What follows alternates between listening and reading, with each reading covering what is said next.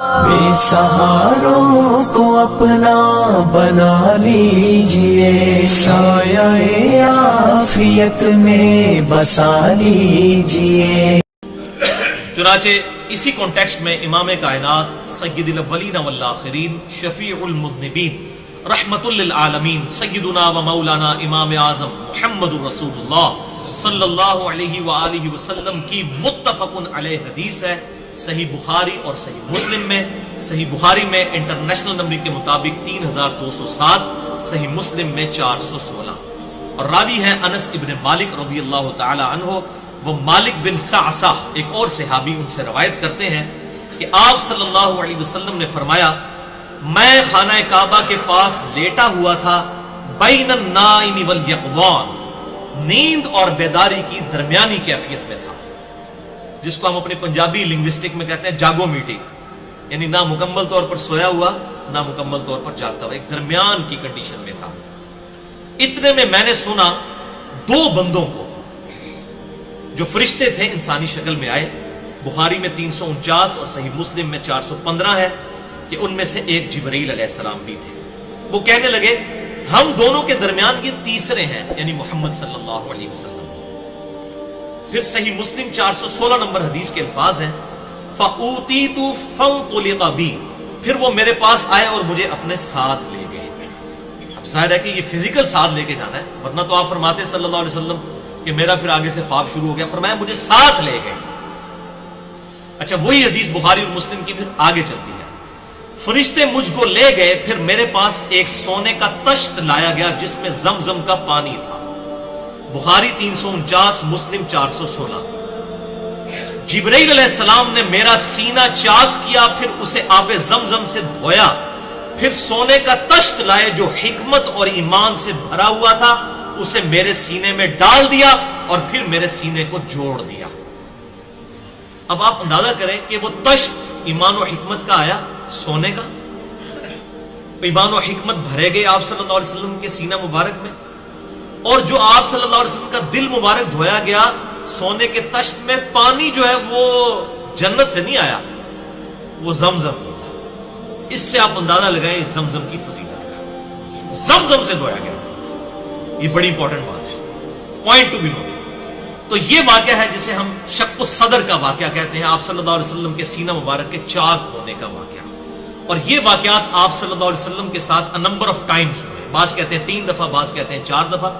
بہرحال مجھے جو صحیح الاسناد احادیث میں 2 واقعات تو بالکل پیٹ ملے، ایک تو یہ شب معراج والا، اور ایک آپ صلی اللہ علیہ وسلم کے ساتھ بچپن میں بھی یہ واقعہ ہوا، 8 سے 10 سال کی عمر میں، جب آپ صلی اللہ علیہ وسلم تربیت کے لیے سیدہ حلیمہ سعدیہ رضی اللہ تعالی عنہا کے پاس تھے۔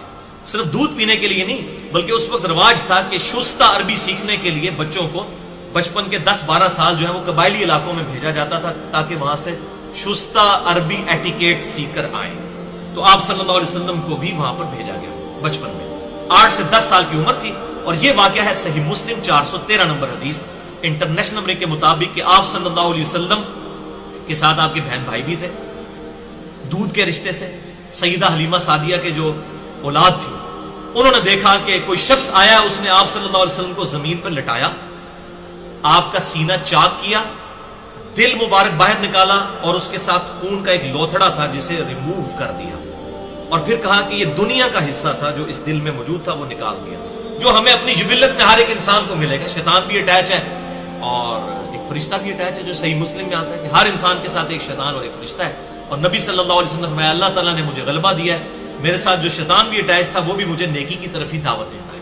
تو آپ صلی اللہ علیہ وسلم کے سینہ مبارک سے وہ فزیکل ریموومنٹ بھی کر دی گئی اس حوالے سے، اور پھر اس میں بھی الفاظ ہے کہ زمزم سے دھویا سیدنا جبرائیل علیہ السلام نے آپ صلی اللہ علیہ وسلم کے دل مبارک کو، اور یہ ایکسپیرینس تقریباً 10 سے 12 سال کی عمر میں آپ صلی اللہ علیہ وسلم کے ساتھ یہ ایکسپیرینس ہوا۔ صحیح مسلم 413 نمبر حدیث، اسی حدیث میں الفاظ ہے کہ وہ جو بہن بھائی ساتھ کھیل رہے تھے انہوں نے تو شور مچا دیا، سیدہ حلیمہ کے پاس آئے اور کہا کہ ہمارے بھائی محمد صلی اللہ علیہ وسلم کو کوئی قتل کر گیا۔ ظاہر ہے جی اتنا بڑا ایکسپیرینس، سینہ چاک، دل نکال لیا، تو قتل کرنے کی مترادف ہے، پیچھے کیا بچ جاتا ہے؟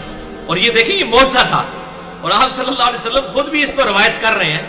یہ آپ صلی اللہ علیہ وسلم نے حضرت انس بن مالک کو بتائیں یہ ساری باتیں کہ یہ معاملہ میرے شب معراج بھی ہوا اور بچپن میں بھی ہوا۔ تو ہم میں سے کسی کا دل باہر اس طرح نکال دیا جائے تو کوئی ہوش نہیں رہتی. تو یہ معجزانہ طور پر سارے معاملات ہوئے. آپ صلی اللہ علیہ وسلم خود اس کے راوی ہیں. تو اسی حدیث میں الفاظ ہیں, بے سیدہ حلیمہ سعدیہ دوڑتی ہوئی آئیں, نبی صلی اللہ علیہ وسلم کا چہرہ مبارک فک ہو چکا تھا, اور حضرت انس ابن مالک کہتے ہیں کہ میں نے اپنی آنکھوں سے, صحیح مسلم 413 نمبر حدیث, آپ صلی اللہ علیہ وسلم کے سینہ مبارک پر, پورے سینہ مبارک پہ سلائی کے نشان بھی دیکھے ہیں, جس سے جبریل نے وہ سینہ سیا تھا. تو سلائی کے نشان اسی وقت ہوں گے جب فزیکلی اس کو ریموو کیا جائے. یہ کوئی روحانی آپریشن نہیں تھا جو ادھر اکثر لوگ کہتے ہیں جنات روحانی آپریشن کر. میں ان کو پھر پھکی دیتا ہوں کہ جنات نے کبھی خطرہ تو نہیں کیا, کیونکہ خطرہ سامنے نظر آ جاتا ہے نا. روحانی آپریشن تو کیسے نظر آئے, خطرہ کوئی کر کے دسے نا, پھر اسی مننا کہ ہاں جی جنات کر گئے نے خطرہ, یا کوئی بزرگ کر گئے روحانی آپریشن. تو یہ فزیکلی آپ صلی اللہ علیہ وسلم کے سینہ مبارک کے اوپر یہ نشان موجود تھے. اس سے یہ بات پتہ چلی کہ آپ صلی اللہ علیہ وسلم کے ساتھ بچپن ہی سے بڑے ایکسٹرا آرڈنری ایکسپیرینسز ہو رہے تھے. ایک وہ ابو طالب کا جو واقعہ ملتا ہے کہ وہ تجارت کے سفر کے دوران, وہ تو صحیح سند سے ثابت نہیں ہے, لیکن ایک اور واقعہ ملتا ہے صحیح مسلم میں انٹرنیشنل نمبر کے مطابق 5939, کہ آپ صلی اللہ علیہ وسلم فرماتے ہیں کہ میں اس پتھر کو آج بھی پہچانتا ہوں جو میری بعثت سے پہلے بھی مجھے سلام کیا کرتا تھا. اب اندازہ کریں آپ, ایک شخص جو نبی ابھی بن کر مبعوث نہیں ہوا اور اس کے ساتھ فزیکلی ایک پتھر کلام کر رہا ہے, تو بہت ایکسٹراڈنری ایک جو ہے وہ ایکسپیرینس ہے. تو آپ صلی اللہ علیہ وسلم کو بچپن ہی سے اس قسم کے ایکسپیرینسز کا سامنا کرنا پڑ رہا تھا, کیونکہ بچپن ہی سے نبی جو ہے وہ اللہ کی حفاظت میں ہوتا ہے, اور پیغمبر جو ہے وہ بچپن سے ہی پیغمبر ہوتا ہے.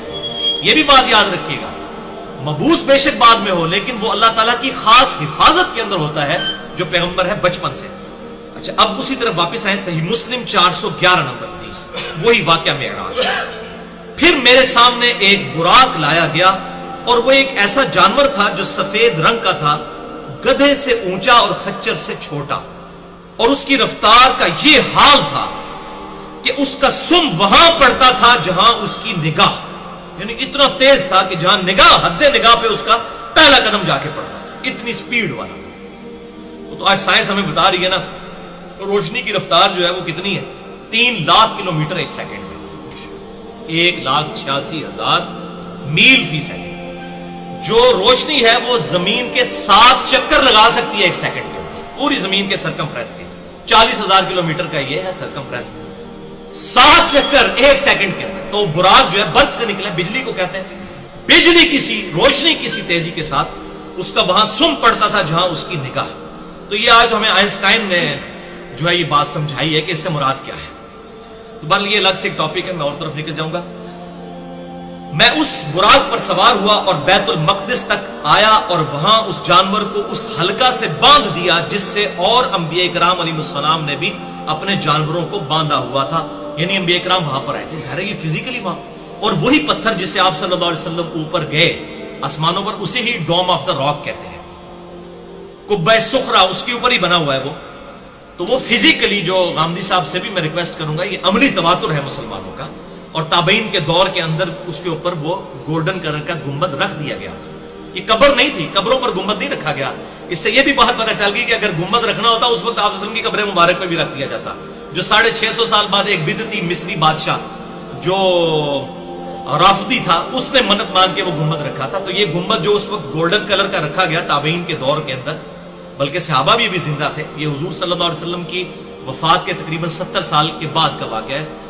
ولید بن عبد الملک کے دور میں وہ مکمل ہوا. تو لیکن انہوں نے گنبد اس کے اوپر رکھا, وہ ڈوم آف دا راک, اس پتھر کے اوپر, وہ جس کی جعلی تصویریں بھی بعض کا, وہ صحیح تصویر ہے, اس کے نیچے سے جو مٹایا ہوا ہے نا کہ ہوا میں آج تک معلق ہے, یہ بالکل جھوٹ ہے, وہ ہوا میں معلق نہیں ہے بلکہ وہ زمین کے اوپر ہی ہے. تو اس کے ساتھ حلقے کے ساتھ باندھ دیا.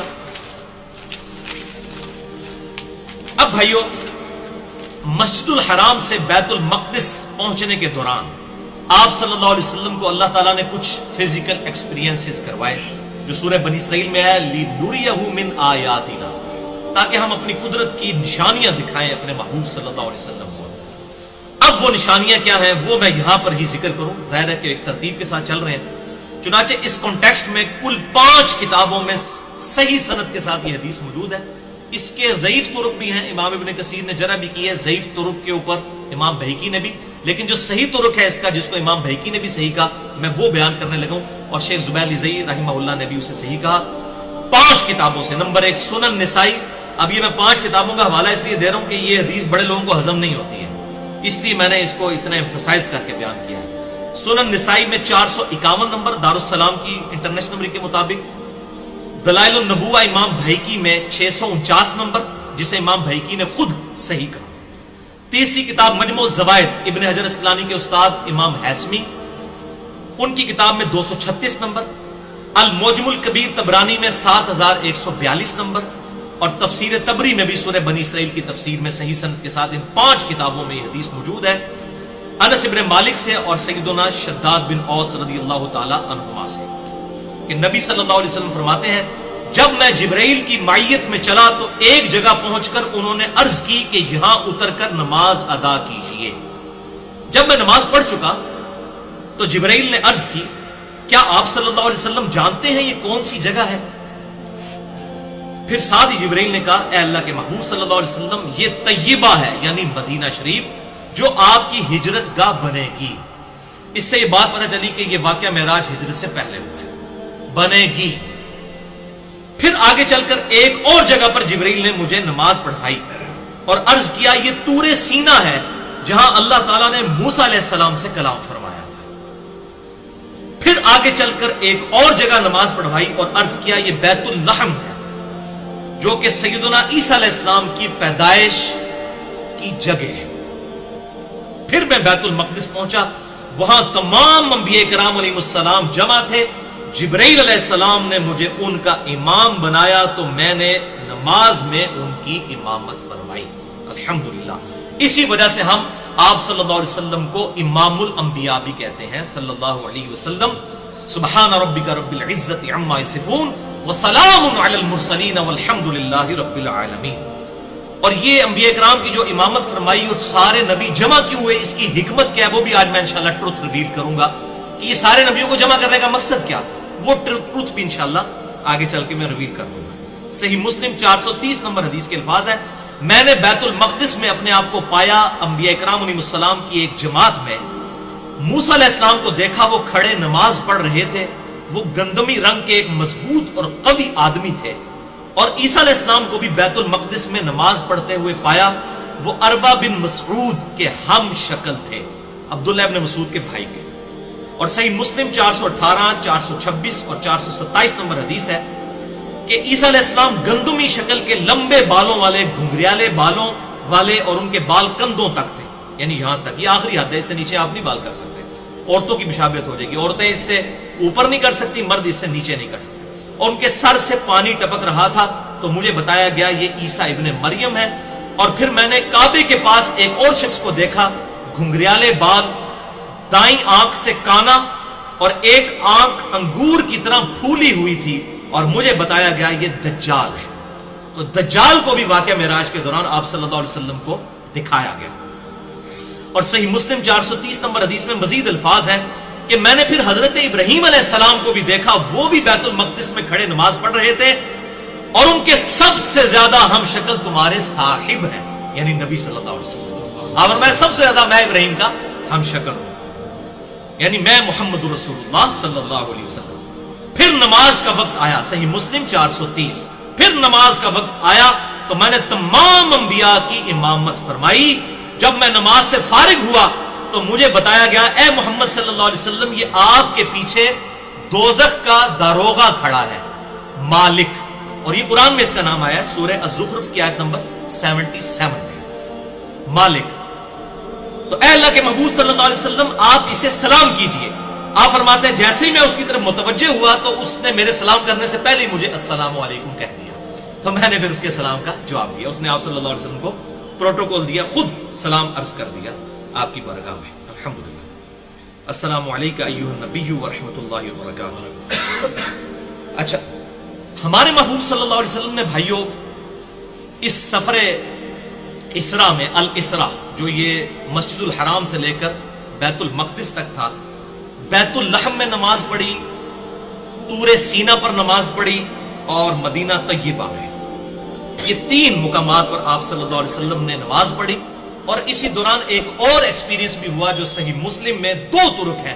انٹرنیشنل نمبر کے مطابق 6157 اور 6158, آپ صلی اللہ علیہ وسلم فرماتے ہیں کہ میں نے مسجد الحرام سے بیت المقدس جاتے ہوئے سرخ ٹیلے کے پاس موسیٰ علیہ السلام کو اپنی قبر میں نماز پڑھتے ہوئے دیکھا. وَهُوَ قَائِمٌ يُصَلِّي فِي قَبْرِهِ، وہ اپنی قبر میں کھڑے ہوئے تھے اور نماز پڑھ رہے تھے. اب یہ بھائیوں بڑی اہم ترین گفتگو ہے، خصوصاً آج کل کے دور کے اعتبار سے ایک کریٹیکل ڈسکشن ہے جو میں کرنا چاہ رہا ہوں یہاں پر، بڑی اہم ڈسکشن ہے. وہ یہ بھائیوں کہ بیت المقدس میں انبیاء کرام علیہ السلام کا جمع ہونا یہ خالصتاً معجزہ ہے. اس واقعے کی جو تفصیلات جتنی احادیث میں آئی وہ تو ہم بیان کر سکتے ہیں، باقی اس کی جو کیفیت ہے، موڈ جسے ہم انگلش میں کہتے ہیں، یہ متشابہات میں داخل ہے. یہ ہم سمجھانے کے لیے باتیں ضرور کرتے ہیں احادیث کی روشنی میں، لیکن اس کو کوئی فزیکلی اس طریقے سے عام آدمی آبزرو نہیں کر سکتا کہ وہاں پر جتنے لوگ موجود تھے. ورنہ بھائیوں ایک مسجد میں کم و بیش 1 لاکھ کے قریب لوگ جمع ہوں تو پورے شہر کے اندر شور نہ پڑ جائے. اب وہ لوگ ادھر کے ادھر ہی تھے، یہ ساری ایکٹیویٹی ہوئی لیکن کسی کو پتہ نہیں چلا بیت المقدس کے اس یروشلم کے سٹی کے اندر، کیونکہ یہ ایک ان سین بیریئر تھا، ایک برزخ کا معاملہ تھا عوام الناس اور انبیاء کرام علیہ السلام کی ان ساری ایکٹیویٹیز کے درمیان. بھائیو اب آگے چلتے ہیں بخاری اور مسلم کی متفق علیہ حدیث. بخاری میں 3207، مسلم میں 416 اور 411 نمبر. آپ صلی اللہ علیہ وسلم فرماتے ہیں کہ بیت المقدس سے میں پھر دوبارہ براق پر سوار ہوا جس کا قدم حد نگاہ تک پڑتا تھا. پھر مجھے جبرائیل علیہ السلام اپنے ساتھ لے کر چلے یہاں تک کہ ہم آسمان دنیا تک پہنچ گئے. یہ فزیکل ایکسپیرینس ہے. اب یہ اس کو المعراج کہہ رہے ہیں. وہ الاسرا تھا، مسجد الحرام سے بیت المقدس تک الاسرا زمینی سفر، اب یہ ہے آسمانی سفر المعراج. چونکہ یہ زیادہ کریٹیکل ہے اسی وجہ سے واقعہ معراج مشہور ہو گیا، ورنہ یہ ہے واقعہ الاسرا والمعراج. چونکہ یہ بہت کریٹیکل سفر ہے. اب اللہ تعالیٰ مزید اپنی قدرت کی نشانیاں آپ صلی اللہ علیہ وسلم کو اس حوالے سے دکھائے گا. یہ حدیث آگے چلتی ہے کہ جبرائیل علیہ السلام کے ساتھ ہم آسمان دنیا پر پہنچ گئے. جبرائیل علیہ السلام نے دروازہ کھولنے کے لیے کہا تو فرشتے نے پوچھا آپ کون ہیں؟ جبرائیل علیہ السلام نے کہا کہ میں جبرائیل ہوں. پھر اس نے جبرائیل علیہ السلام سے پوچھا کہ آپ کے ساتھ کون ہے؟ تو انہوں نے فرمایا کہ محمد صلی اللہ علیہ وسلم. اس فرشتے نے پوچھا کیا انہیں بلایا گیا ہے؟ تو جبرائیل علیہ السلام نے کہا ہاں. تو پھر اس فرشتے نے دروازہ کھول کر کہا خوش آمدید اور تشریف لانے والے کتنے ہی اچھے ہیں، اور پھر دروازہ کھول دیا. جب میں وہاں پہنچا تو میں نے وہاں آدم علیہ السلام کو دیکھا. جبرائیل علیہ السلام نے بتایا کہ یہ آپ کے والد آدم علیہ السلام ہیں، انہیں سلام کیجئے. میں نے انہیں سلام کیا اور انہوں نے میرے سلام کا جواب دیا اور پھر کہا کہ صالح بیٹے، صالح نبی خوش آمدید ہو. پھر جبرائیل علیہ السلام مجھے لے کر اور اوپر گئے تو وہ دوسرے آسمان پر پہنچ گئے. انہوں نے دروازہ کھولنے کے لیے کہا. پوچھا گیا کون ہے؟ انہوں نے کہا جبرائیل. پھر پوچھا گیا آپ کے ساتھ کون ہے؟ انہوں نے کہا محمد صلی اللہ علیہ وسلم. پوچھا گیا کیا ان کی طرف کسی کو بھیجا گیا تھا؟ فرمایا ہاں. یعنی وہ کہہ رہے ہیں کہ یہ جو آپ ساتھ لے کے آ رہے ہیں کہ یہ یعنی مہمان بنا کر لائے گئے ہیں یا آپ اپنی کیپیسٹی میں خود لے کر آئے ہیں؟ تو ان کا نہیں، میں اللہ کے حکم سے ان کو لے کر آ رہا ہوں، ورنہ تو دروازہ نہیں کھول سکتا تھا. تو انہوں نے کہا خوش آمدید، آنے والے کتنے ہی اچھے ہیں، اور دروازہ کھول دیا دوسرے آسمان کا. اس سے یہ بات پتہ چلی یہ جو احمد بریلوی صاحب نے قصیدہ معراجیہ لکھ کر اور اس کو وہ جس طرح شادی کی ایک سرمنی پریزنٹ کیا نا کہ جی وہ فرشتے پہنچے ہوئے تھے براتی بن کے استقبال کے لیے. وہ بھائی آسمانوں کے فرشتوں کو پتہ ہی نہیں ہے کہ آپ سے اوپر آ رہے ہیں، ورنہ وہ پوچھا ساتھ کون ہے. اگر یہ براتیوں والا معاملہ ہوتا، دیکھیں کس طرح جھوٹ بولتے. یہ تو سب کچھ آنن فانن اللہ تعالیٰ کا ڈیسیژن تھا، کسی کو نہیں پتا تھا کہ اللہ نے یہ ڈیوائن ڈیسیژن کیا ہوا ہے. ورنہ تو وہ کہتے ہاں جی جبرائیل شکر ہے پہنچ آیا، دروازہ پہلے کھولتا ہے. وہ پوچھ لے کون ہے، ساتھ بھی بندہ ہے، دروازہ نہیں کھولا. جبرائیل کے کہنے پر کھولا کیونکہ فرشتوں کا سردار ہے، اس نے گارنٹی دی کہ ہاں یہ بلائے گئے ہیں. اگر سارے فرشتوں کو پہلے ہوتا تو انتظار کر رہے ہوتے. تو یہ اس طریقے سے. اور پھر کہتے ہیں جی وہ انبیاء کرام علیہ السلام جو ہیں وہ بیت المقدس میں تھے، وہ انبیاء پہلے کیسے آسمانوں پہ پہنچ گئے. بھئی یہ سب کے سب معاملات متشابہات ہیں، ان کی ڈیٹیلز ہمیں نہیں بتائے گی، ہم اس عقل کے ساتھ اس کو سمجھ نہیں سکتے.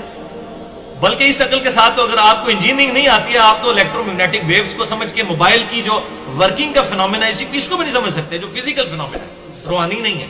تو آپ یہ روحانی معاملات کیسے سمجھ سکتے ہیں؟ یا میں آپ کو سمجھا سکتا ہوں، ہم تو اتنی زبان کھول سکتے ہیں جتنی اللہ کے محبوب صلی اللہ علیہ وسلم نے ہمیں تعلیمات فرمائی ہیں، اسی کے اندر اندر ہم اپنا آپ کو بتا سکتے ہیں، یہ ہمارا اپنا ذاتی علم نہیں ہے۔ تو دوسرے آسمان پر پہنچے تو کہتے ہیں آپ صلی اللہ علیہ وسلم دروازہ کھولا گیا، جب میں وہاں پہنچا تو یحییٰ اور عیسیٰ علیہ السلام سے ملاقات ہوئی، وہ دونوں خالہ زاد تھے۔ فرمایا گیا یہ یحییٰ علیہ السلام ہے اور یہ عیسیٰ علیہ السلام ہے، ان دونوں کو سلام کیجیے۔ میں نے سلام کیا تو ان دونوں نے میرے سلام کا جواب دیا اور مجھے کہا صالح بھائی خوش آمدید ہو، نبی صالح خوش آمدید ہو۔ اور سنن ابن ماجہ میں حدیث ہے 4081 نمبر انٹرنیشنل نمبر کے مطابق، المستدرک للحاکم میں بھی موجود ہے، امام حاکم نے بھی صحیح کہا، امام ذہبی نے بھی موافقت کی، مسند امام احمد میں بھی ہے، اور میں نے مسئلہ نمبر 12 حیات مسیح اور نزول مسیح علیہ السلام میں بھی حدیث بیان کی ہے کہ جب حضرت عیسیٰ علیہ السلام سے آپ صلی اللہ علیہ وسلم کی ملاقات ہوئی نا، تو حضرت عیسیٰ علیہ السلام اور باقی انبیاء کرام علیہ السلام سے جو آسمانوں پر ملاقات ہوئی تو سب سے آپ صلی اللہ علیہ وسلم نے پوچھا کہ بتاؤ قیامت کب آئے گی؟ تو سب نے کہا کہ اس کا علم صرف اللہ کے پاس ہے، اور تم چلے جاؤ حضرت عیسیٰ کے پاس۔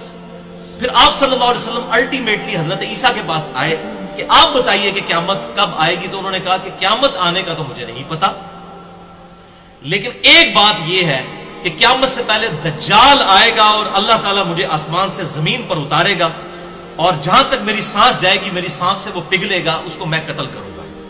اور اس کا ذکر اشارتاً قرآن میں بھی موجود ہے کہ حضرت عیسیٰ علیہ السلام قیامت کی خبر ہے۔ مسئلہ نمبر 12 میں نے ڈیٹیل سے ریکارڈ کروایا، سورہ الزخرف آیت نمبر 61 ہے، وَإِنَّهُ لَعِلْمٌ لِلسَّاعَةِ، اور عیسیٰ علیہ السلام قیامت کی خبر ہے۔ یہ سنن ابن ماجہ 4081 نمبر حدیث ہے، مستدرک للحاکم میں بھی موجود ہے، امام حاکم نے صحیح کہا، امام ذہبی نے صحیح کہا، اور مسند امام احمد میں بھی موجود ہے۔ دوسرے آسمان پر حضرت عیسیٰ علیہ السلام سے یہ ڈسکشن ہوئی۔ پھر مجھے تیسرے آسمان پر لے جایا گیا، پھر وہی گفتگو ریپیٹ ہوئی۔ تیسرے آسمان پر یوسف علیہ السلام سے ملاقات ہوئی، چوتھے آسمان پر حضرت ادریس علیہ السلام سے ملاقات ہوئی، پانچویں آسمان پر ہارون علیہ السلام سے ملاقات ہوئی، اور پھر چھٹے آسمان پر پہنچے تو دروازہ کھولنے کے لیے کہا تو انہوں نے پوچھا کون؟ فرمایا جبریل۔ پوچھا گیا آپ کے ساتھ کون؟ فرمایا محمد صلی اللہ علیہ وسلم۔ پوچھا گیا ان کی طرف پیغام بھیجا گیا تھا؟ فرمایا ہاں۔ کہا گیا خوش آمدید، آنے والے کتنے ہی اچھے ہیں۔ دروازہ کھول دیا گیا۔ جب میں وہاں چھٹے آسمان پر پہنچا تو موسیٰ علیہ السلام تشریف فرما تھے۔ جبریل علیہ السلام نے فرمایا یہ موسیٰ ہیں، انہیں سلام کیجئے۔ میں نے انہیں سلام کیا تو انہوں نے سلام کا جواب دیا۔ پھر فرمایا صالح بھائی اور صالح نبی خوش آمدید ہو۔ جب میں موسیٰ علیہ السلام سے آگے بڑھنے لگا، یعنی 7ویں آسمان کی طرف، تو موسیٰ علیہ السلام رونے لگے۔ تو ان سے پوچھا گیا آپ کیوں رو رہے ہیں؟ تو انہوں نے فرمایا میں اس لیے روتا ہوں کہ ایک نوجوان محمد صلی اللہ علیہ وسلم جو میرے بعد مبعوث کیا گیا، اور اس کی امت جنت میں جانے والے افراد میری امت کے جنت میں جانے والے افراد سے بہت زیادہ ہوں گے۔ یعنی اللہ نے یہ بہت بڑی فضیلت دی ہے، یعنی یہ ان کا رشک کی وجہ سے رونا تھا کہ میرے بعد آیا اور اللہ نے اس کو یہ فضیلت دی۔ اور بخاری اور مسلم کی متفق علیہ حدیث ہے کہ جنتیوں کا نصف امت محمدیہ صلی اللہ علیہ وسلم سے، اور اس کی وجہ بھی یہی ہے، بخاری اور مسلم کی متفق علیہ حدیث ہے تمام نبیوں پر ایمان لانے والے لوگوں کی تعداد ڈیپینڈ کرتی تھی اس نبی کو دیے گئے معجزے پر، اور مجھے اللہ تعالیٰ نے وہی یعنی القرآن کا معجزہ دیا۔ میں اللہ سے امید کرتا ہوں سب سے زیادہ امتی جنت میں جانے والے میری امت سے ہوں گے، کیونکہ میرا معجزہ سب سے بڑا ہے۔ اور آج ہمیں پریکٹیکل نظر آ رہا ہے، آپ دیکھ لیجئے، Islam is the fastest growing religion in America, in Europe. اس کے اوپر میں کئی لیکچر دے چکا ہوں، مسئلہ نمبر 64 دیکھ سکتے ہیں، مسئلہ نمبر 1 دیکھ سکتے ہیں، مسئلہ نمبر 115 دیکھ سکتے ہیں، اور کافی لیکچرز۔ تو بہرحال سنن ابن ماجہ میں بھی ایک حدیث موجود ہے، آپ صلی اللہ علیہ وسلم نے فرمایا کہ جنتیوں کی 120 میں سے 80 صفحے میری امت سے، 120 میں سے 80 صفحے۔ تو حضرت موسیٰ علیہ السلام ایویں نہیں رو رہے تھے، انہوں نے کہا یہ میرے بعد نوجوان آیا اور اس کی امت زیادہ جنت میں جائے گی۔ پھر مجھے 7ویں آسمان پر لے جایا گیا، جبریل علیہ السلام نے دروازہ کھولنے کے لیے کہا تو پوچھا گیا آپ کون ہیں؟ فرمایا جبریل۔ پوچھا گیا آپ کے ساتھ کون؟ فرمایا محمد صلی اللہ علیہ وسلم۔ پوچھا گیا کیا ان کی طرف پیغام بھیجا گیا تھا؟ فرمایا گیا ہاں۔ اب دیکھ لیجئے، کوئی بارات نہیں، کوئی باراتی نہیں، پتہ نہیں کہاں سے سٹوری بنا لی قصیدہ معراجیہ میں امام صاحب بریلوی صاحب نے۔ پھر انہوں نے کہا خوش آمدید، کتنے ہی اچھے ہیں آنے والے۔ جب میں وہاں 7ویں آسمان پر پہنچا تو وہاں ابراہیم علیہ السلام تشریف فرما تھے۔ جبریل علیہ السلام نے کہا اے محمد صلی اللہ علیہ وسلم یہ آپ کے باپ ابراہیم علیہ السلام ہیں، انہیں سلام کیجئے۔ چنانچہ میں نے انہیں سلام کیا تو انہوں نے میرے سلام کا جواب دیا۔ پھر فرمایا صالح بیٹے، صالح نبی خوش آمدید۔ ایک آدم علیہ السلام نے حضور کو بیٹا کہا اور ایک ابراہیم علیہ السلام نے، باقی سب نے کہا بھائی۔ اس حوالے سے ایک حدیث بھی ہے صحیح سند کے ساتھ، مجموع الزوائد میں انٹرنیشنل نمبر کے مطابق 16898 مسند احمد میں بھی موجود ہے، جلد 5 صفحہ 418 پر 23598 نمبر، کہ ابراہیم علیہ السلام نے حضور صلی اللہ علیہ وسلم کو ایک نصیحت کی کہ اپنی امت تک میرا پیغام پہنچائیے گا، آپ تک بھی وہ پہنچ جائے۔ اپنی امت سے کہیے گا کہ جنت کی سرزمین خوب زرخیز ہے، لہذا وہاں کاشتکاری کرو، اس کی مٹی بڑی عمدہ ہے، بڑا پھل دینے والی ہے، اور یہاں پر کاشتکاری کرو، اور وہ وظیفہ ہے لا حول ولا قوت الا باللہ، یہ جتنی بار پڑھو گے وہاں پر جنت میں درخت لگیں گے۔ ایک ویسے روایت سبحان اللہ الحمدللہ کے لیے بھی ہے، وہ ضعیف ہے، یہ صحیح سند کے ساتھ ہے، لا حول ولا قوت الا باللہ۔ پھر مجھے سدرۃ المنتہا تک لے جایا گیا، اس کے میوے، یعنی وہ سدرۃ المنتہا ایک سمجھ لیں بیری کے ٹائپ کا ایک درخت ہے، ہجر کے مٹکوں کی مانند تھے، اس کے پتے ہاتھی کے کانوں کی طرح تھے۔ جبرائیل نے بتایا یہ سدرۃ المنتہا ہے، سدرۃ المنتہا یعنی یہ حد ہے، اس سے آگے کوئی چیز نہیں جا سکتی۔ وہاں 4 نہریں تھیں، 2 باطنی اور 2 ظاہری تھی۔ میں نے کہا جبرائیل یہ 2 چیزیں کیا ہیں؟ تو انہوں نے بتایا یہ 2 باطنی نہریں ہیں اور 2 نہریں جنت میں بہتی ہیں، اور 2 ظاہری نہریں ہیں جو دنیا کے اندر نیل اور فرات کے نام سے۔ ظاہر ان کا کوئی روحانی ریلیشن شپ اللہ تعالیٰ کے ساتھ ہے، ظاہر اللہ کے خزانوں میں سے ہی یہ سارے معاملات چل رہے ہیں، اس کی ڈیٹیل میں ہم نہیں جا سکتے۔ پھر مجھے بیت المعمور کی طرف لے جایا گیا، میرے پاس شراب، دودھ اور شہد کا برتن لایا گیا۔ یہ آپ کا ٹیسٹ تھا، 3 برتن لائے گئے، دودھ کا، شراب کا اور شہد کا۔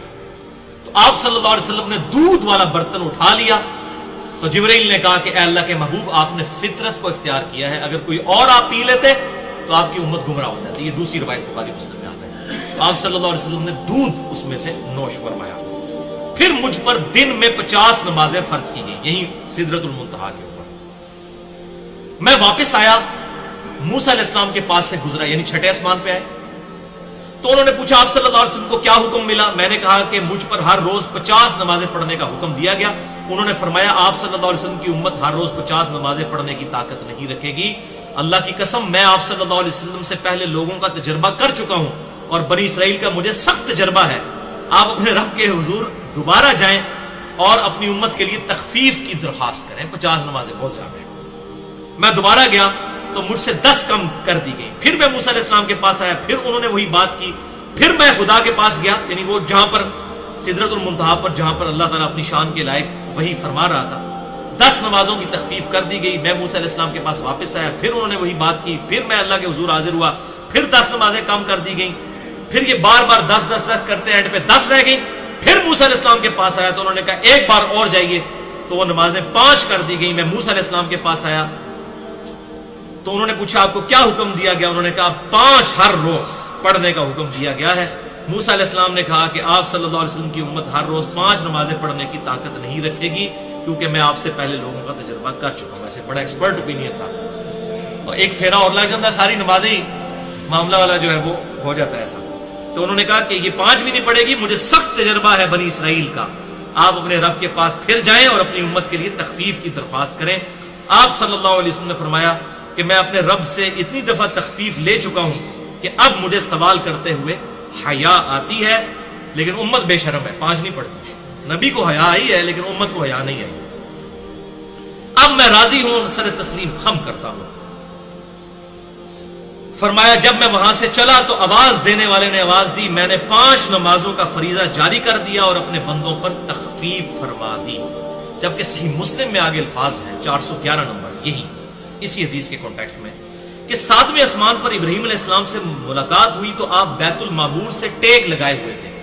خانہ کعبہ شریف کے ایگزیکٹ اوپر 7ویں آسمان پہ ایک اور بیت اللہ ہے جسے بیت المعمور کہتے ہیں، وہ فرشتوں کی طواف کی جگہ ہے۔ تو حضرت ابراہیم علیہ السلام اس سے ٹیک لگائے ہوئے تھے، وہاں ہر روز 70,000 فرشتے داخل ہوتے ہیں اور دوبارہ ان کی باری نہیں آتی، اتنے فرشتے ہیں۔ ایک بار جس کو طواف کا موقع ملے دوبارہ اس کی باری نہیں آئے گی قیامت تک، بیت المعمور کا طواف کرنے کی۔ پھر مجھے سدرۃ المنتہا تک لے جایا گیا، اس کے پتے ہاتھی کے کانوں کی طرح تھے، جبکہ اس کا پھل مٹکوں کی طرح تھا، بڑا بڑا، یعنی کہ بیر کی طرح۔ جب اس کو اللہ کے حکم سے جس چیز نے ڈھانپنا تھا ڈھانپ لیا تو اس کی حالت ہی بدل گئی، اس بیری کے درخت کی۔ یعنی اللہ تعالیٰ کی خاص تجلی اس پر آئی. اللہ کے مخلوق میں سے اس کے حسن کی کوئی تعریف نہیں کر سکتا جو اس وقت اللہ تعالیٰ کی تجلیات کی وجہ سے سدرۃ المنتہا کے اوپر اس بیری کے درخت کی کنڈیشن تھی. چنانچہ اس وقت اللہ تعالیٰ نے وحی فرمائی, یعنی سدرۃ المنتہا پر وحی فرمائی جو وحی کرنی تھی. یہ سدرۃ المنتہا ہی اینڈ ہے, اور دن رات مجھ پہ 50 نمازیں فرض کر دی گئی. تو یہ سدرۃ المنتہا پہ فرض ہوئی ہیں. آپ صلی اللہ علیہ وسلم بار بار سدرۃ المنتہا پر جاتے تھے اور واپس آتے تھے. منتہا کا مطلب ہی دی اینڈ ہے, انتہا اردو میں بھی ہم لفظ استعمال کرتے ہیں. پھر میں یہ حکم لے کر موسیٰ علیہ السلام کے پاس آیا, پھر اس حدیث 411 صحیح مسلم میں وہی الفاظ ہیں, پھر واپس گیا اینڈ پہ. میں اپنے رب اور موسیٰ کے درمیان آتا جاتا رہا حتیٰ کہ اللہ نے فرمایا محمد ہر روز 5 نمازیں ہیں اور ہر نماز کے لیے 10 گنا اجر ہے. اس طرح یہ 50 نمازیں ہو گئی, کیونکہ وہ سورہ الانعام میں بھی ہے نا کہ ایک نیکی 10 کے برابر ہے. اور دوسرے الفاظ بخاری مسلم میں آتے ہیں کہ ہمارا حکم بھی نہیں بدلا, ہم نے 50 کی 50 ہی رہنے دی ہے, 5 کر کے بھی اس کو 10 سے ملٹیپلائی کر دیا. حتیٰ کہ اللہ تعالیٰ نے فرمایا کہ محمد صلی اللہ علیہ وسلم ہر روز یہ 5 نمازیں ہیں اور ہر نماز کے لیے 10 گنا اجر ہے. اس طرح یہ 50 نمازیں ہوئیں. جو شخص کسی نیکی کا ارادہ کرے اور اس نیکی کو نہ کر سکے تو میں اس کے لیے ایک نیکی پھر بھی لکھ دوں گا, اور اگر وہ نیکی کو کر لے تو 10 نیکیاں لکھوں گا. اور جو شخص برائی کا ارادہ کرتا ہے لیکن وہ اسے نہیں کرتا تو میں اس کے لیے کچھ بھی نہیں لکھتا. اگر اس کا ارتکاب کرے گا تو صرف ایک ہی برائی لکھی جاتی ہے. آپ صلی اللہ علیہ وسلم فرماتے ہیں میں نیچے آیا حتیٰ کہ موسیٰ علیہ السلام کے پاس آ کر میں نے انہیں بتایا, لیکن انہوں نے پھر بھی یہی فرمایا کہ اپنے رب کے پاس جائیں اور اسے تخفیف کی درخواست کریں, یعنی 5 بھی کٹاؤ. تو رسول اللہ صلی اللہ علیہ وسلم نے فرمایا میں نے کہا کہ میں اتنی بار اپنے رب کے پاس گیا کہ لہٰذا اب مجھے جانے سے حیا آتی ہے. کاش امت بھی حیا کرے اور نمازوں میں استقامت جو ہے وہ اختیار کرے. آمین. اچھا, بخاری اور مسلم کی ایک اور طرق میں جو حضرت ابو ذر غفاری رضی اللہ تعالیٰ عنہ سے ہے, بخاری میں 349, مسلم میں 415, اس میں الفاظ ہیں کہ جب آسمان دنیا پر دروازہ کھولا گیا, آسمان دنیا کا پہلا جہاں پہ آدم علیہ السلام سے ملاقات ہوئی, تو ایک شخص جس کے دائیں اور بائیں جانب کچھ لوگ تھے وہ میں نے دیکھا. جب وہ اپنے دائیں طرف دیکھتا تھا تو مسکرا دیتا تھا, اور جب بائیں طرف دیکھتا تھا تو رونا شروع کر دیتا تھا. اور اس شخص نے کہا خوش آمدید نبی صالح اور بیٹے صالح. میں نے جبریل سے پوچھا یہ کون ہے, تو انہوں نے بتایا کہ یہ آدم علیہ السلام ہیں. ان کے دائیں اور بائیں جانب جو گروہ ہیں یہ ان کی اولادوں کی روحیں ہیں. جب وہ دائیں طرف یعنی جنتیوں کے گروہ کو دیکھتے ہیں تو خوش ہوتے ہیں, اور جب بائیں طرف دیکھتے ہیں جہنمیوں کو تو رونا شروع کر دیتے ہیں. اللہم اجرنا من النار, اللہم اجرنا من النار, اللہم اجرنا من النار, اللہم من احییتہ منا فاحیہ علی الاسلام ومن توفیتہ منا فتوفہ علی الایمان. پھر باقی انبیاء اکرام علیہ السلام سے ملاقات ہوئی, پھر مجھے اوپر لے جایا گیا حتیٰ کہ میں اس قدر بلند ہوا اور اس جگہ تک پہنچ گیا جہاں میں نے قلموں کے لکھنے کی آواز سنی. یعنی یہ جو لوح محفوظ پہ قلم اور فرشتے جو اللہ تعالیٰ کی, یہ ڈیٹیل قرآن حکیم میں بھی مختلف جگہوں پر آتی ہے, احادیث کے اندر بھی, کہ فرشتوں پر بھی احکامات جو ہیں سدرۃ المنتہا کے اوپر نازل ہوتے ہیں. پھر وہ اللہ تعالیٰ کے حکم سے لکھتے ہیں ان چیزوں کو جو انہوں نے آ کے دنیا میں ایکٹیویٹیز پرفارم کرنی ہوتی ہیں. اور پھر اللہ تعالیٰ نے میری امت پر 50 نمازیں فرض کر دیں اسی سدرۃ المنتہا پر. مجھے سدرۃ المنتہا تک لے جایا گیا, کئی رنگوں نے اسے ڈھانپ رکھا تھا, میں نہیں جانتا وہ کیا ہے. پھر مجھے جنت میں لے جایا گیا, وہاں موتیوں کے گنبد اور اس کی مٹی کستوری کی سی خوشبو کی تھی, اور سورۃ النجم میں بھی اس کا ذکر موجود ہے. عند سدرۃ المنتہا عندہا جنت المأوا, سدرۃ المنتہا کے ہی پیرلل جنت المأوا جنت ہے. یعنی یہ اینڈ ہے 7ویں آسمان کے اوپر سدرۃ المنتہا, بیری کا ایک درخت. ظاہر ہے یہ سمجھانے کے لیے. اور صحیح بخاری میں الفاظ ہیں 6581 اور 7517 نمبر حدیث میں کہ آپ صلی اللہ علیہ وسلم فرما رہے تھے میں جنت میں چل رہا تھا, ایک نہر دیکھی جس کے دونوں کناروں پر موتیوں کے گنبد تھے. جبریل سے میں نے پوچھا یہ کیا ہے, تو کہا گیا یہ حوض کوثر ہے جو اللہ تعالیٰ نے آپ صلی اللہ علیہ وسلم کو عطا فرمایا ہے. اس کی مٹی خوشبو مشک کی مانند تھی, مٹی کی خوشبو. الحمدللہ. اور جامعہ ترمذی میں 3147 نمبر حدیث ہے کہ آپ صلی اللہ علیہ وسلم فرماتے ہیں مجھے شب معراج اللہ نے جنت اور دوزخ اور آخرت کی ہر وہ چیز دکھا دی جس کا وعدہ کیا گیا. یعنی قرآن حکیم میں جو جو عذابات یا نعمتوں کا ذکر ہے نا, جو نہ کسی آنکھ نے دیکھی, نہ کسی کان نے سنی, نہ کسی دل پہ کھٹکا گزرا, وہ ساری چیزیں شب معراج مجھے دکھا دی گئی. جامعہ ترمذی 3147 انٹرنیشنل نمبر کے مطابق. اور مشکات المصابیح میں ایک حدیث ہے, یہ حدیث تو بیان کیے بغیر واقعہ معراج مکمل نہیں ہے نا. یہ آپ نے مجھے بتانا ہے کس کے بارے میں یہ حدیث ہے؟ مشکات المصابی میں انٹرنیشنل نمبر کے مطابق 5149، شرح السنہ اور شعب الایمان امام بہقی کی کتاب کے کانٹیکسٹ میں انہوں نے وہ حدیث دی ہے کہ آپ صلی اللہ علیہ وسلم نے فرمایا کہ میں نے دوزخ میں شب معراج کچھ لوگوں کے ہونٹ دیکھے کہ آگ کی کینچیوں سے کاٹے جا رہے ہیں. بولے اعوذ باللہ تعالی. مجھے بتایا گیا یہ آپ کی امت کے خطبا ہے، تقریریں کرنے والے، یعنی آپ دوسرے معنوں میں جو میں کہتا ہوں علماء کرائم، علماء سو. ایک ہے علماء کرام عزت والے علماء، ایک ہے علماء کرائم، کرائم انگلش والا مجرم علماء.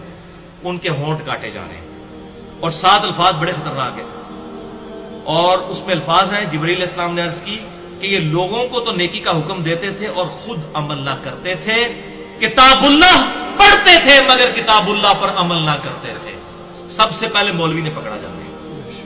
یہ دیکھ لیں، یہ جو منظر ہے نا دوزخ کا منظر بھی جو آپ صلی اللہ علیہ وسلم کو دکھایا گیا تو وہاں بھی مولوی نظر آئے. علماء سو، علماء حقہ کی بات نہیں ہو رہی ہے، علماء حقہ کی بات نہیں ہو رہی ہے، بلکہ پنجابی والے علماء جو اسی کے قافیے پہ ان کی بات ہو رہی ہے. اچھا، سنن ابی داؤد میں ایک حدیث ہے 4878 غیبت والے چیپٹر میں، کتاب الادب چیپٹر کے اندر، کہ معراج میں میرا گزر ایسے لوگوں پر ہوا جن کے تانبے کے ناخن تھے جن سے وہ اپنے چہروں اور سینوں کو نوچ رہے تھے اور چھیل رہے تھے. میں نے پوچھا یہ لوگ کون ہیں؟ تو بتایا گیا یہ دنیا میں گوشت کھاتے تھے لوگوں کے اور ان کی عزت کے درپے رہتے تھے، یعنی تہمت لگانے والے اور غیبت کرنے والے. عزت کے درپے یہ ہے کہ خام خواہ تہمت لگانا، یعنی لوگ اس کو بڑا چھوٹا گناہ سمجھتے ہیں، کسی کے اوپر کو فتویٰ لگا دینا وہ سمجھتے ہیں خیر ہے.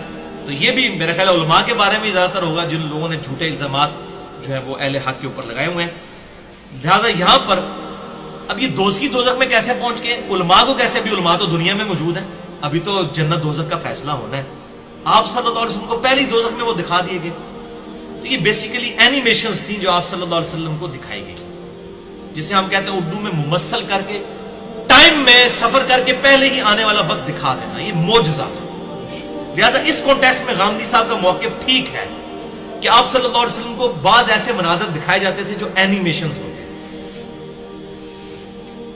کیونکہ ابھی اسٹیبلش نہیں ہوئے وہ، لیکن وہ الگ سے ایک ٹاپک ہے. اس پہ اگر آپ کو شوق ہو تو میں آپ کو بتا دیتا ہوں.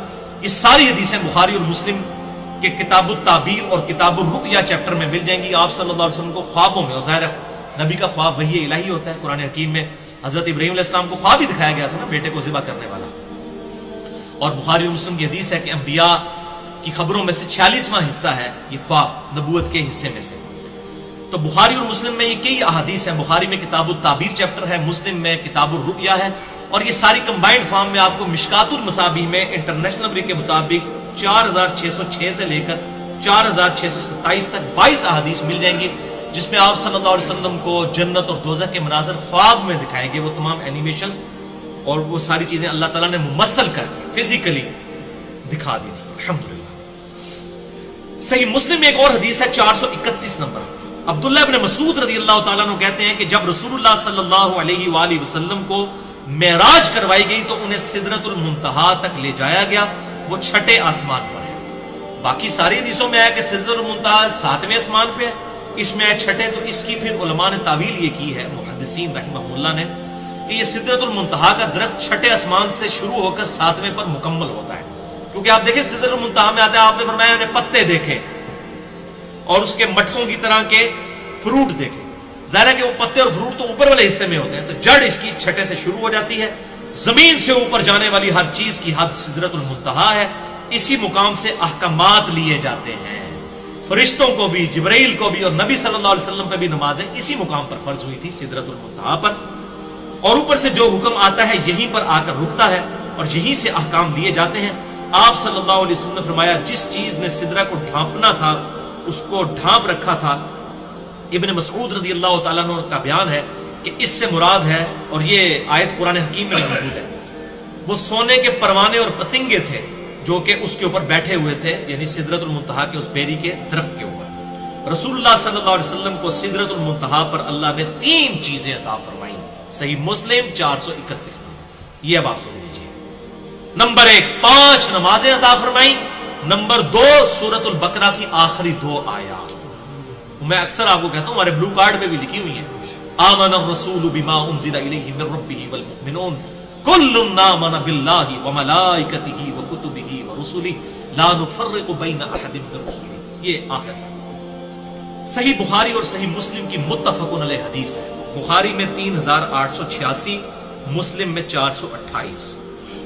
جابر بن عبداللہ رضی اللہ تعالیٰ عنہ کہتے ہیں کہ آپ صلی اللہ علیہ وسلم نے فرمایا جب قریش مکہ نے مجھے معراج کے حوالے سے جھٹلا دیا، بہت بڑا دعویٰ تھا، 40 دن کا سفر اس زمانے میں، زمینی سفر آج بھی 2000 کلومیٹر اور ایریل ڈسٹنس ہوائی سفر 1200 کلومیٹر. ایک بندہ کہ میں رات کے حصے میں وہاں بھی گیا، وہاں سے آسمانوں پہ واپس بھی آ گیا. تو قریش مکہ نے مجھے جھٹلایا تو میں حتیم کعبہ میں کھڑا ہو گیا، وہ جو سائیڈ پہ چھوٹی سی دیوار ہے. اللہ تعالیٰ نے میرے لیے بیت المقدس روشن کر دیا. کتنی دور؟ 2000 کلومیٹر زمینی سفر اور 1200 کلومیٹر ایریل ڈسٹنس. اتنی دور سے بیت المقدس ایسے سامنے لا کے رکھ دیا. اور قریش مکہ جو کچھ مجھ سے پوچھتے جاتے تھے میں علامات بیان کرتا جاتا تھا. الحمدللہ کتنا بڑا معجزہ تھا. اس سے علم غیب والا بھی عقیدہ کلیئر ہوا. اس میں نے مثلا نمبر 6A کے اندر بھی یہ حدیث بتائی تھی کہ آپ صلی اللہ علیہ وسلم کو اللہ تعالیٰ غیبی خبریں عطا فرماتا تھا. اب وہ دیکھیں کیسے اوٹ پٹانگ سوال شروع کر دیا. انہوں نے کہا اچھا جی تم کہتے ہو ہم راتوں رات وہاں گئے ہیں، اچھا یہ بھی پتا چل گیا کہ یہ کوئی خواب نہیں تھا، ورنہ خواب ہوتا تو وہ کبھی مطالبہ ہی نہ کرتے کہ آپ نے کیا کیا دیکھا وہاں پر. خواب میں تو بڑے بڑے لوگ ہو آتے ہیں. تو وہ کہہ رہے اچھا تم گئے ہو تو ذرا بتاؤ کہ وہاں بیت المقدس کی سیڑھیاں کتنی تھیں، کتنے دروازے تھے. آپ اندازہ کریں ایک بندہ اگر ایک رات کے لیے زندگی میں پہلی اور آخری دفعہ وہاں پر گیا ہے تو اس کو یہ آپ کی اکیڈمی کی جو سیڑھی ہیں میں کچھ 4 سال سے چڑھ رہا ہوں، آپ مجھے پوچھیں کتنی سیڑھی میں نہیں بتا سکتا، حالانکہ میں سینکڑوں دفعہ چڑھ چکا ہوں. آپ صلی اللہ علیہ وسلم ایک دفعہ گئے ہیں. اب جب یہ سوال کرنے شروع کیے تو ظاہر آپ صلی اللہ علیہ وسلم کیسے اس نظر سے تو آپ نے وہ چیزیں یاد نہیں کی ہوئی تھی. تو بخاری اور مسلم کے الفاظ ہیں بیت المقدس میرے لیے روشن کر دیا گیا. وہ پوچھتے جاتے تھے میں دیکھ کے بتاتا جاتا تھا. الحمدللہ. بلکہ صحیح مسلم میں الفاظ ہیں انٹرسٹنگ 430 نمبر حدیث کہ رسول اللہ صلی اللہ علیہ وسلم فرماتے ہیں میں نے اپنے آپ کو حتیم میں کھڑا کیا جب قریش مکہ نے مجھ سے میرے سفر معراج کے متعلق سوال کیے تو انہوں نے بیت المقدس کی کچھ چیزوں کے متعلق مجھ سے سوالات کرنے شروع کیے لیکن مجھے وہ یاد نہیں تھی. اب خواب ہوتی تو وہ کبھی نہ کہتے، فزیکل ایکسپیرینس تھا تبھی وہ ڈیمانڈ کر رہے تھے، ورنہ کہتے خواب ہے جی چھڈو پرے. اتنی جو ہلچل مچ گئی اور اتنے لوگ جمع ہو گئے ان کا جی اچھا جی تسی گئے ہو دسو تے کہ تک جی. اب کئی لوگ ایسے بھی تھے جو بیت المقدس جایا کرتے تھے یروشلم میں تجارت کے لیے، کیونکہ مکے کے لوگوں کا تو کاروبار ہی تجارت تھا، ان کو وہاں تو کوئی چیز نہیں اگتی تھی، وہ اپنی چیزیں ہی وہاں لے کے جایا کرتے تھے. اون وغیرہ یہاں سے لے جاتے تھے، وہاں سے باقی چیزیں لے آتے تھے، جو بارٹر سسٹم ہے چیز کے بدلے چیز. تو ان کا اچھا جی اب وہ خصوصاً جو اس قسم کے فنیر قسم کے لوگ ہوں گے جو زیادہ سفر میں کرنے ہوتے اگے کے ہوں گے آج دسوں کہ تک تسی ہوتے. تو صحیح مسلم 430 نمبر حدیث کے الفاظ ہیں آپ صلی اللہ علیہ وسلم فرمایا میں اس قدر غمگین ہوا کہ اس طرح کا غم مجھے اس سے پہلے کبھی نہیں ہوا تھا. غم کیوں ہو گیا؟ کہ میں ایک سچا پیغمبر ہوں. اب یہ سوال اس طرح کے مجھ سے پوچھ رہے ہیں، اس نظر سے تو میرا وہ وزٹ ہی نہیں تھا. مجھ سے تو یہ پوچھو کہ میری انبیاء سے ملاقات ہوئی، جو میں نے ایکسپیرینس کیا. غمگین اس لیے ہوا کہ اب یہ سوال کر رہے ہیں میں جواب کیسے دوں، اور جواب نہیں دیتا تو یہ جھٹلائیں گے. میں اس طرح غمگین ہوا کہ اس سے پہلے کبھی بھی غمگین نہیں ہوا تھا. چنانچہ اسی وقت اللہ نے میری نظروں کے سامنے بیت المقدس کو بلند کر دیا. میں اسے دیکھ رہا تھا 2000 کلومیٹر دور، اور وہ مجھ سے جس چیز کا سوال کرتے تھے میں انہیں بتا دیتا تھا. الحمدللہ. تو یہ آپ صلی اللہ علیہ وسلم کی اللہ تعالیٰ نے حفاظت فرمائی اور ان کے پھر منہ بند کر دیے. اور دوسری حدیث اس کے ضعیف طرق بھی ہے لیکن میں صحیح طرق بیان کر رہا ہوں. یہ وہی حدیث ہے جو میں نے بیت اللحم طور سینا اور مسجد جو مدینہ شریف میں آپ صلی اللہ علیہ وسلم کو نماز پڑھائی گئی تھی ہجرت سے پہلے سفر معراج کے دوران، وہی حدیث ہے یہ. اس میں آگے الفاظ جو موجود ہیں دلائل النبوہ امام بہیقی کی کتاب میں امام بہیقی نے خود صحیح کہا صحیح سند کے ساتھ 449 نمبر حدیث جلد 2 صفحہ 241 پر، اور معجم الکبیر طبرانی میں جز 7 282 نمبر صفحے پہ 7142 نمبر حدیث ہے. اور مجموع الزوائد میں امام حیثمی نے جو ابن حجر اسقلانی کے استاد ہیں حدیث نمبر 230 لی ہے جلد 1 صفحہ 85 پر کہ سیدنا ابو بکر صدیق رضی اللہ تعالیٰ عنہ نے عرض کی کہ اے اللہ کے محبوب صلی اللہ علیہ وسلم گزشتہ رات میں نے آپ کو بڑا تلاش کیا لیکن کہیں نہیں پایا. آپ رات کو کہاں تھے؟ تو آپ صلی اللہ علیہ وسلم نے فرمایا کہ میں رات کو بیت المقدس تھا. اللہ اکبر. جو کہ 1 مہینے کی مسافت کا مسافت، 40 دن کی مسافت اس وقت، ابھی بھی کوئی کم نہیں ہے. 2000 کلومیٹر پیدل سفر ہے، گاڑی میں بھی کریں تو کتنا ٹائم لگے گا؟ ایریل ڈسٹنس بھی 1200 کلومیٹر ہے. سیدنا ابوبکر نے عرض کیا اللہ کے محبوب صلی اللہ علیہ وسلم کچھ نشانیاں بیان کیجئے بیت المقدس کو. یہ اس لیے نہیں تھا کہ کوئی شک تھا، اپنا ایمان تازہ کرنے کے لیے. جیسے سورۃ البقرہ میں آتا ہے کہ اللہ تعالیٰ سے ابراہیم علیہ السلام نے عرض کیا اللہ تو مردوں کو زندہ کرے گا. اللہ تعالیٰ نے کہا تیرا یقین نہیں ہے کیا؟ یقین ہے لیکن دل کے اطمینان کے لیے. پھر کہا 4 پرندے پالو. ابراہیم علیہ السلام کے تو ایمان پہ کوئی شک نہیں کر سکتا. انہوں نے بھی حق الیقین تک پہنچنے کے لیے وہ فزیکل ڈیمانسٹریشن دیکھی. یہاں پہ بھی حضرت ابوبکر صدیق نے اپنے ایمان کو حق الیقین تک پہنچانے کے لیے سوال کیا. معاذ اللہ کسی نیگیٹو انٹینشن سے سوال نہیں تھا. یا رسول اللہ نشانیاں بیان کیجیے. تو آپ صلی اللہ علیہ وسلم کے سامنے بیت المقدس کو کر دیا گیا. حضرت ابوبکر نے پوچھا، اللہ تعالیٰ نے سامنے کر دیا بیت المقدس. ہاں جی پوچھ کے کچھ پوچھے گا، سب کچھ دسیا جائے گا. تو آپ صلی اللہ علیہ وسلم نے تمام نشانیاں بیان کی تو ابوبکر نے تصدیق کی اور کہا آپ سچے ہیں، لیکن یا رسول اللہ صلی اللہ علیہ وسلم کفار قریش جو ہیں وہ اس پہ باتیں بنائیں گے، آپ ان کو کیسے قائل کریں گے؟ میں تو تصدیق کرتا ہوں ان سارے کافروں نے تو بیت المقدس دیکھا بھی نہیں ہوا، میں نے تو دیکھا ہے، آپ تو بالکل صحیح کہہ رہے ہیں. تو ان کو کیسے منوائیں؟ یہ دوسرے معنوں میں اب ان کو کیا علمی پھکی دی جائے کہ ان کا ہاضمہ درست ہو جائے. اب آپ صلی اللہ علیہ وسلم نے کیا ارشاد فرمایا؟ ماشاءاللہ. آپ صلی اللہ علیہ وسلم نے فرمایا کہ ابو بکر جب یہ کافر تم سے پوچھے نا تو ان کو کہنا کہ تمہارا جو قافلہ ہے اس کو نبی صلی اللہ علیہ وسلم نے فلاں مقام پر راستے میں دیکھا تھا.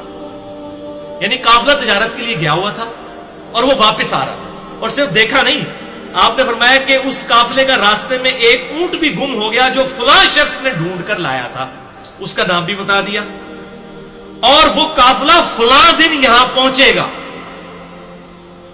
اب یہ ساری غیبی خبریں اللہ کے بتائے بغیر کوئی انسان نہیں بتا سکتا. اور یہاں پر بھی بات ختم نہیں، تمہارا وہ قافلہ فلاں دن یہاں پہنچے گا، اور جب وہ قافلہ یہاں پہنچے گا سب سے آگے وہ اونٹ ہوگا جس کی رنگ گندمی ہوگا اور اس کی پیٹھ پر 2 سیاہ بوریاں بھی لدی ہوئی ہوگی. یہ لیڈ کر رہا ہوگا اونٹ جو اس قافلے میں آگے ہوگا، اور فلاں دن کو پہنچے گا. چلو بندہ یہ کہہ سکتا ہے راستے میں تھا، نہیں، بالکل ٹائنیش ڈیٹیل تک. تو پھر اسی دن سب لوگ دوپہر کے وقت وہاں پر جمع ہوئے، اور پھر وہی کچھ ہوا جو آپ صلی اللہ علیہ وسلم نے فرمایا تھا. وہ قافلہ بھی آیا اور اس قافلے میں سب سے آگے وہ اونٹ تھا جس پر 2 سیاہ بوریاں لٹکی ہوئی تھی. الحمدللہ آپ صلی اللہ علیہ وسلم کو اللہ تعالیٰ نے یہ غیبی خبر دی، اور اس کے ذریعے آپ صلی اللہ علیہ وسلم کا یہ واقعہ معراج، الاسراء والمعراج کو کافروں کے سامنے الحمدللہ حجت بنایا گیا. دیدار الہی عز و جل کے حوالے سے بھی ڈسکشن باقی ہے، وہ انشاءاللہ اگلی دفعہ تقریباً 1.25 گھنٹے کے اندر ہم کور کر لیں گے. وہ بڑی کریٹیکل گفتگو ہے، اس لیے میں نے اس کو اس سے الگ کیا، ورنہ اس میں 1-1.25 گھنٹہ اور لگ جاتا. اللہ تعالیٰ سے دعا ہے جو حق بات میں نے کہی اللہ تعالیٰ ہمارے دلوں میں راسخ فرمائے. اگر جذبات میں میرے منہ سے کوئی غلط بات نکل گئی تو اللہ تعالیٰ ہمارے دلوں سے محو کر دے. ہمیں کتاب و سنت کی تعلیمات پر عمل کر کے دوسرے بھائیوں تک پہنچانے کی توفیق عطا فرمائے.